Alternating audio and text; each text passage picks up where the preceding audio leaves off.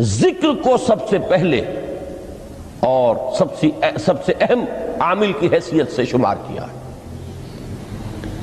چنانچہ اس کی پہلی آیت جو ہے سورہ آل عمران کے آخری رکوع کی، اس میں تو وہی مضمون جو میں بیان کر چکا وہ آیا ہے، ان فی خلق السماوات والارض واختلاف اللیل والنہار لآیات لأولی الالباب،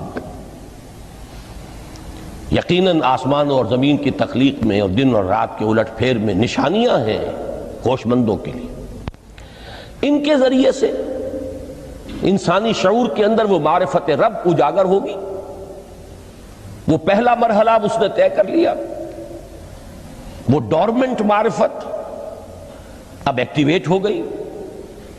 اب مزید فکر کا مرحلہ ہے جو اگلی آیت میں آیا ہے،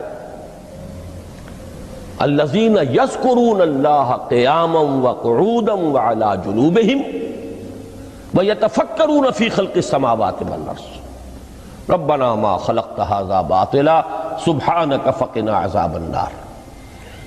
یعنی تفکر جو ہے ویتفکرون فی خلق السماوات والارض، وہ تفکر کرتے ہیں، غور و فکر کرتے ہیں آسمان اور زمین کی تخلیق میں، لیکن اس تفکر کے ساتھ لازماً ذکر، اور ذکر مدام، ذکر بھی وہ کہ جو مستقل ہو، ہر حالت میں ہو۔ الذین یذکرون اللہ قیاما وقعودا وعلی جنوبہم، وہ لوگ کہ جو اللہ کو یاد رکھتے ہیں، اللہ کا ذکر کرتے ہیں، کھڑے ہوئے بھی، بیٹھے ہوئے بھی، اور اپنے پہلوؤں کے بل یعنی لیٹے ہوئے بھی۔ اب ان تین کے سوا تو کوئی پوزیشن انسان کی نہیں ہے، اسی کا نام ہے دوام ذکر۔ اور اس کے ساتھ اگر وہ تفکر کرتے ہیں تو ان کا فکر اگلی منزل تک پہنچتا ہے۔ تو پہلی شے تھی فکر انسانی کی صحیح رخ پر مزید پیش قدمی اور پیش رفت، اور اس کے لیے لازم ہے ذکر و فکر کا امتزاج۔ دوسری چیز کو لیجئے عمل کی درستی۔ اس عمل کی درستی کے لیے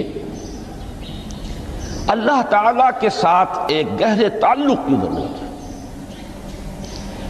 اس لیے کہ صبر کی بحث میں یہ مضامین شاید آپ کے سامنے آ گئے ہو کہ صبر، جہاں مصیبت پر صبر ہوتا ہے،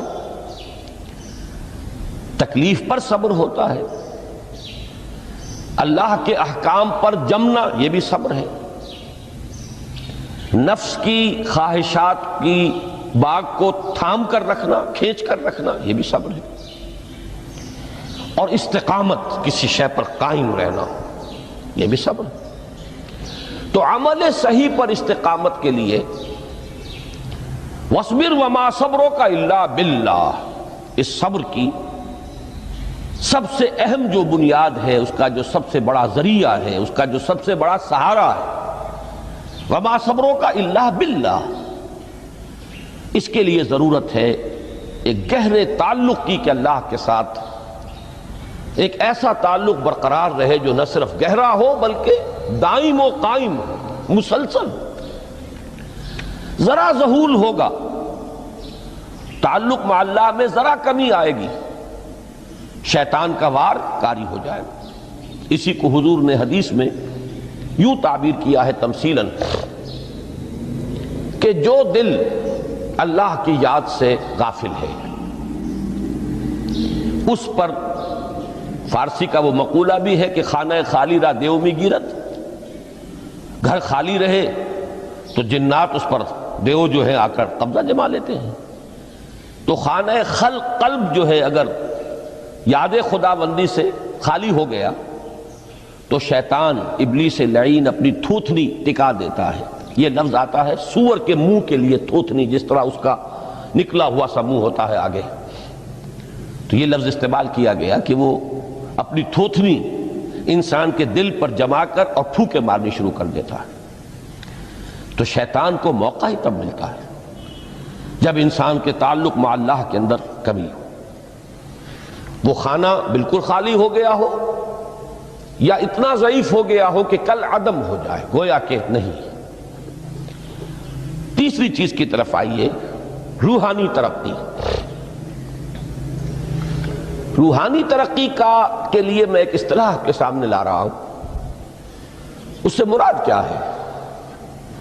روحانی ترقی کے لیے ہماری دینی اصطلاح ہے تقرب الی اللہ، اللہ سے قریب تر ہوتے چلے جانا۔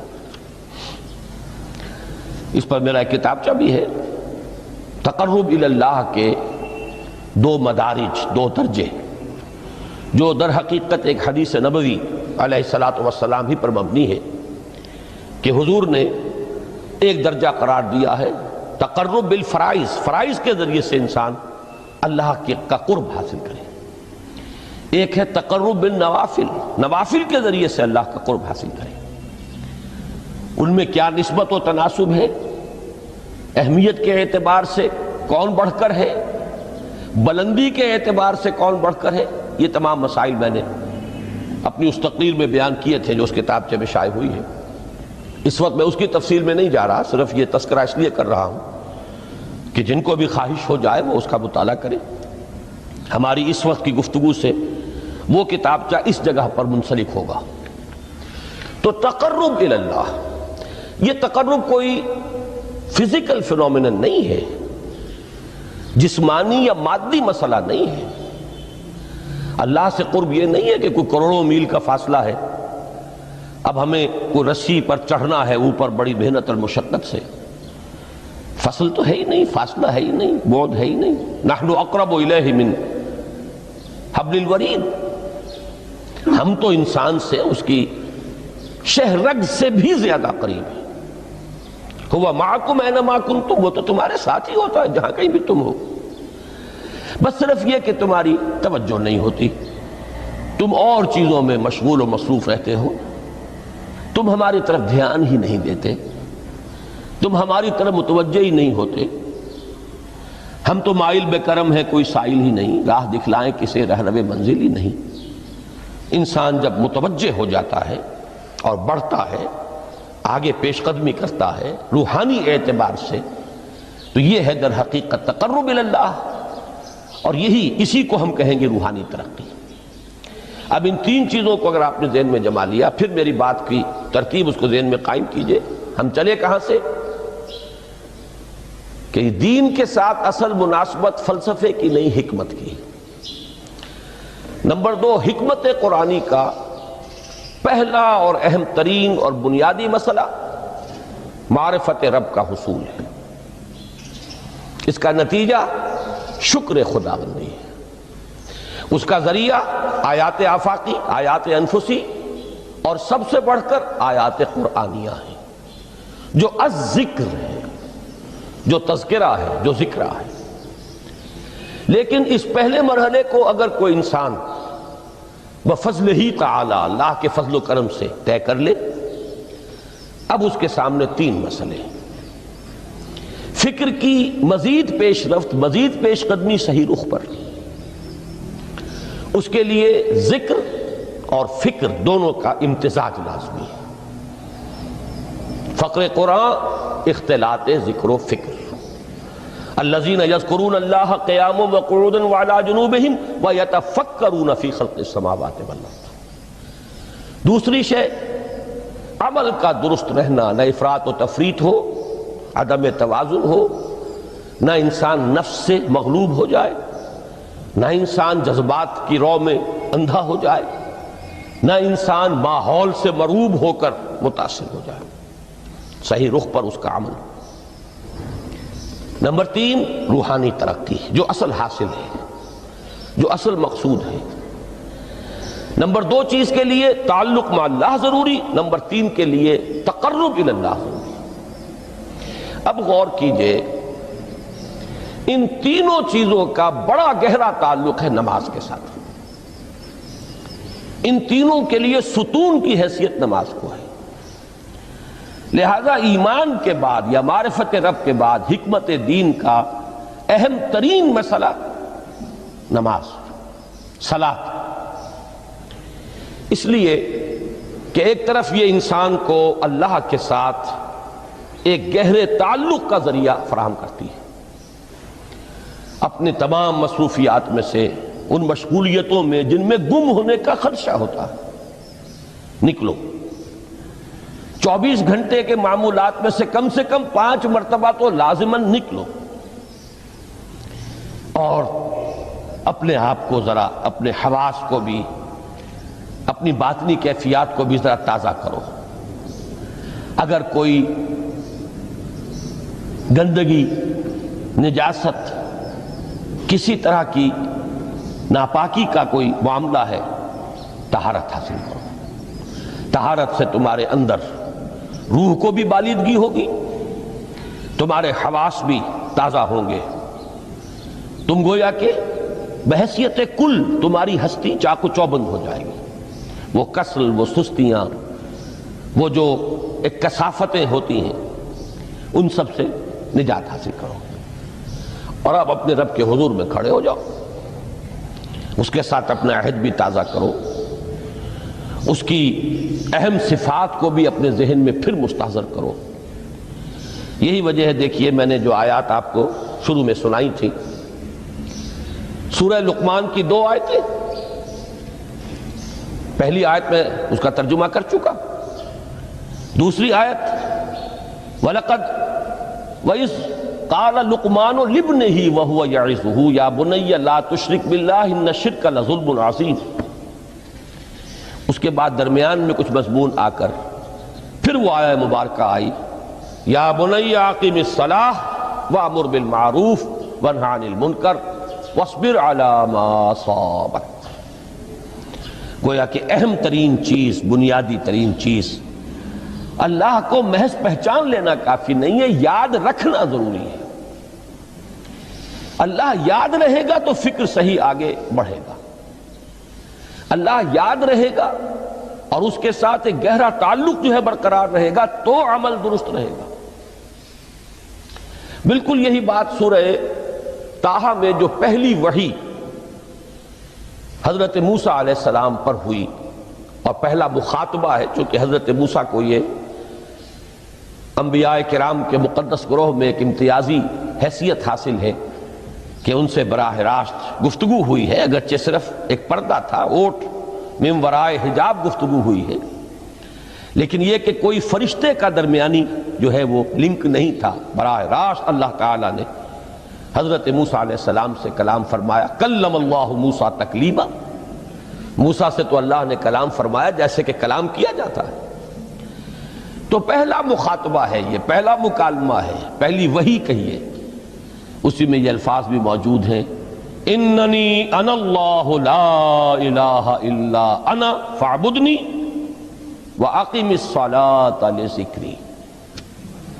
یہ گویا کہ حکمت قرآنی کا ایک بہت بڑا خزانہ ہے یہ آیت مبارکہ، کہ خود حضرت موسیٰ علیہ السلام کو جو ہدایت دی جا رہی ہے، میں ہوں، میں اللہ، اننی انا اللہ لا الہ الا انا، میرے سوا کوئی معبود نہیں، فاعبدنی، بس میری بندگی، میری عبادت، میری پرستش، میری محبت، اس کو اختیار کرو۔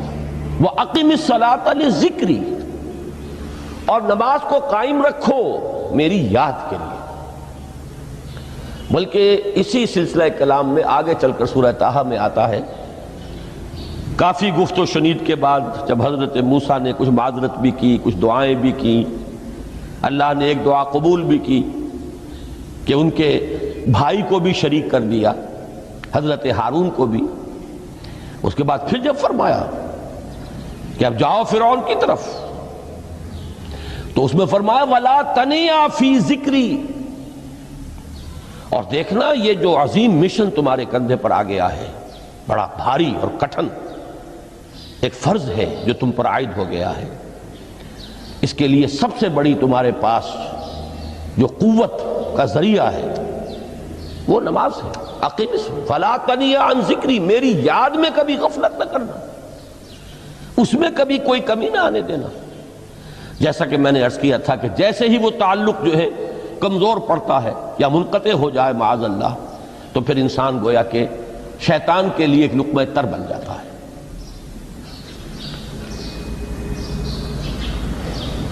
اب آپ غور کیجئے، تیسری شے تقرب الی اللہ، اس کے حوالے سے بھی جو فرائض اور نوافل کی بات ہے اس کو اس وقت ذہن سے نکال کر یہ سمجھیے کہ اس میں نماز کا کیا مقام ہے، اس لیے کہ نماز فرض بھی ہے، نماز نفل بھی ہے، وہ تو ان دونوں میں شریک ہو جائے گی۔ اب اس کو لفظ صلاۃ کے حوالے سے آپ ان دونوں چیزوں کو سمجھیے۔ صاد لام واو یا یہ چونکہ حروف علت ایک دوسرے سے بدلتے رہتے ہیں، یہ جو مادہ ہے اس کی جو خالص لغوی اصل ہے، جو خالص عربی زبان میں اس کا بنیادی مفہوم ہے، وہ آگ جلانا یا آگ تاپنا یا آگ سینکنا، حرارت حاصل کرنا۔ لہذا بار بار آتا ہے جہنم کے ذکر میں اسلوہا، اب جلو اس میں، تاپو اس کو، یہ سینکے گی تمہیں۔ بلکہ تفتلون کا لفظ آیا ہے حضرت موسیٰ کے کلام میں، جب وہ گئے تھے کوہ طور پر، جب پہنچ گئے تو تھے آگ تک کی تلاش میں، لعلکم تفتلون، تو اپنے اہل خانہ سے یہی کہا تھا کہ مجھے کہیں وہ روشنی نظر آ رہی ہے، غالباً کوئی وہاں سے آگ مل سکے گی، ورنہ یہ کہ کوئی رہنمائی کو رستہ مجھے مل سکے گا، میں وہ آگ لے آؤں گا، کوئی چنگاری وہاں سے لے آؤں، لعلکم تفتلون، تاکہ تم، اب یہ اصطلاح در حقیقت باب افتعال ہے، اور یہ تے یہاں پر توئے کی شکل اختیار کر گئی، تا نے تو بنی کی صورت اختیار کی صاد کی وجہ سے۔ بہرحال اس کا سب سے بنیادی مفہوم جو ہے وہ ہے تاپنا، سکائی حاصل کرنا، حرارت۔ اس کے حوالے سے سمجھ لیجئے کہ سب سے بنیادی تعلق اس کا جو ہے وہ روح کے ساتھ ہے۔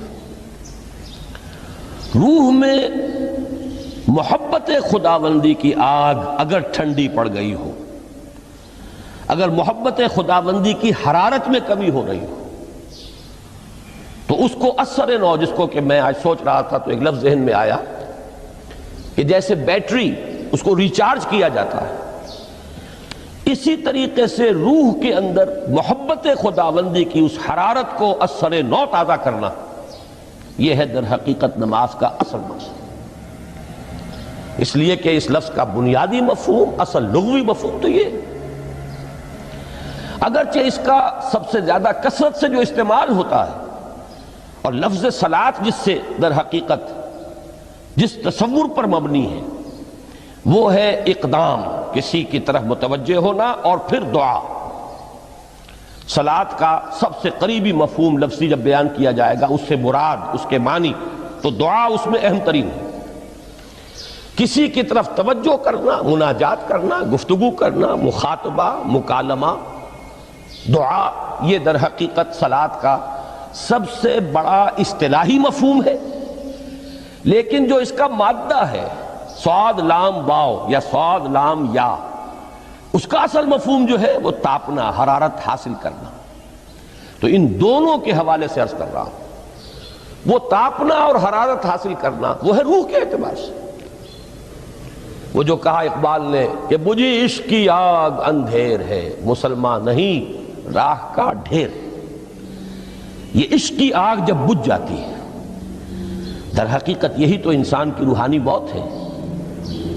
جب یہ نہ رہے تو چاہے منطق میں بہت انسان ماہر ہو، مجھے اقبال کا ایک شعر یاد آیا ہے تقابل کرتے ہوئے، ایک انسان محکوم اور ایک انسان حر، آزاد انسان، ان کی نفسیات میں جو بنیادی فرق علامہ اقبال نے مختلف مواقع پر بیان کیے ہیں۔ محکوم ہے بیگانہ اخلاص و مروت، ہر چند کے منطق کی دلیلوں میں ہے چالاک۔ تو منطق کی دلیلوں میں انسان چالاک ہو جائے اور وہ لغت ہائے حجازی کا وہ ایک خزانہ بن جائے، اسے تمام الفاظ کے معنی یاد ہو، وہ بڑے مسائل فقہ کے اسے ازبر ہو، جزیات، بے انتہا جزیات جو ہیں وہ مستحضر ہو، فلسفے کے بڑے بڑے مسئلے اس نے حل کر لیے ہوں، لیکن اگر روح میں وہ اللہ کی محبت کی آگ نہیں ہے، وہ تپش نہیں، بجھی عشق کی آگ اندھیر ہے، مسلمان نہیں راہ کا ڈھیر۔ اسی کے حوالے سے آج مجھے یاد آیا تھا کہ وہ جو بڑی سادہ سی ایک نظم ہے، اللہ تعالیٰ سے دعا، یا رب دل مسلم کو وہ زندہ تمنا دے، اس میں بھی جو الفاظ آئے ہیں جو روح کو گرما دے اور قلب کو تڑپا دے. یہ ہے اصل جو مقصود ہے نماز کا. اور یہی وہ چیز ہے جیسا کہ میں نے عرض کیا تھا کہ نگاہوں سے اوجھل، یہ پہلو سامنے ہے ہی نہیں.